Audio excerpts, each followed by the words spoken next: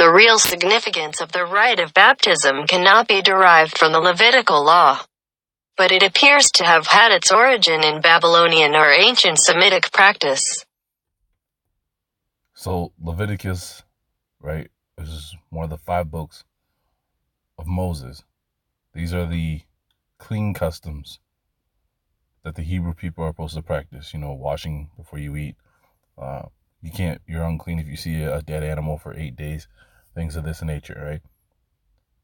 So all that being baptized has nothing to do with what the Creator told his people to do. And this is from the Jewish Encyclopedia, all right? So you see up there, baptism is Babylonian or some old Shemitic rite. You've seen that for yourself.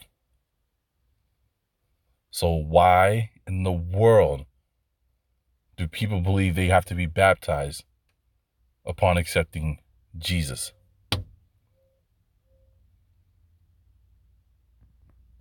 Think about that. That wasn't something George Bush or his speechwriters just pulled from out of the ether, ladies and gentlemen. These people don't go about bandying such terms. They have meaning. George Bush was initiated into the order in the crypt, the Skull and Bones, the Russell Trust at Yale University, when he suffered a symbolic death, placed in a coffin, naked, with a cord tied around his genitalia, representing the separation from the carnal world, and then was raised with the grip of the lion's paw and given a new name. Well, think about that when it comes to baptism, right? You're dunked in the water, right? Don't they always make you put on some type of white garment? Think about it, right? And then you're always brought up and you're holding on tight to one of the hands, one of the arms. Next time when you're looking at a baptism, is it the same grip that the Freemasons call the grip of the lion's paw? Think about that. How many of you have been initiated into a Babylonian practice and you never even thought about it? Because, your pastor wouldn't lie to you.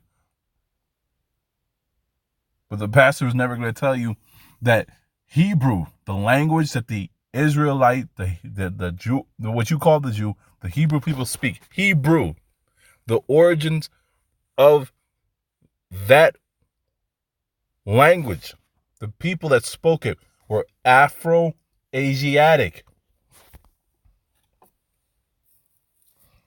But today, people with afros don't speak Hebrew. How come? How come? Was it beaten out of them by their slave masters? When you read those laws in Virginia and you read the laws in what's that place over there, Louisiana, where we found them, and it says, if you were caught speaking your native tongue, you were hung in a tree. I know you think it's far-fetched, but don't forget, Christopher Columbus wrote the people he came in contact with.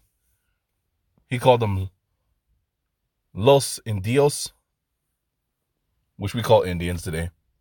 And he said what? That he found the lost nation of God, which your pastor will never tell you about, because he talks to you about the Jews. He talks about Jesus. The Jews are only 2 tribes. Where were the other 10? That's why when the European made his way to the Americas, he always talks about what? That he thought they found the lost 10 tribes of Israel. Christopher Columbus was looking for Jerusalem. What did he say? I found the lost nation, or I found God and God's people.